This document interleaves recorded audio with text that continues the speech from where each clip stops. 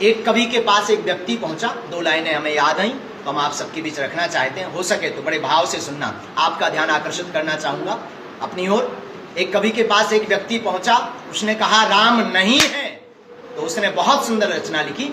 उसने कहा कि कलयुग में कहीं ऐसे पुण्य धाम नहीं थे, कि कलयुग में कहीं ऐसे पुण्य धाम नहीं थे, भारत की तरह धर्म के आयाम नहीं थे, भारत की तरह धर्म के आयाम नहीं थे, रावण के खानदान के होंगे वो दोस्त। तो ध्यान चाहूंगा अपनी ओर। अरे रावण के खानदान के होंगे वो दोस्त, तो जो लोग कह रहे हैं कभी राम नहीं थे, जो लोग कह रहे हैं कभी राम नहीं थे, जो लोग कह रहे हैं कभी राम, जो लोग कहते हैं राम नहीं है वो रावण के खानदान के होंगे।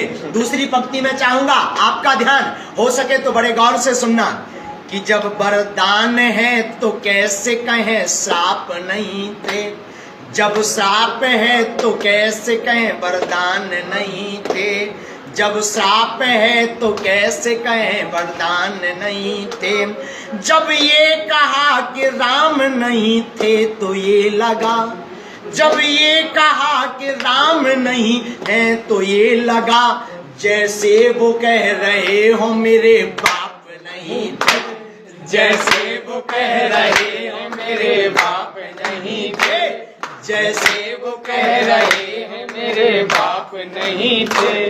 कलयुग है मगर पाप की धारा में न बहना, भैया कलयुग है मगर पाप की धारा में न बहना, जहाँ धर्म विरोधी हो ऐसे घर में न रहना, जहाँ धर्म विरोधी हो ऐसे घर में न रहना। और चाहूंगा सबका ध्यान, और शेयर अवश्य करें, लाइक अवश्य करें, सबका ध्यान चाहूंगा कि कलयुग है मगर पाप की धारा में न बहना, जहाँ धर्म विरोधी हो ऐसे घर में न रहना, जो लोग राम जी को झूठ बोल रहे हैं, जो लोग राम जी को झूठ बोल रहे हैं, उनके मरे में राम नाम सत्य न कहना, उनके मरे में राम नाम सत्य न कहना, उनके मरे में राम नाम सत्य न कहना, उनके मरे में राम नाम सत्य न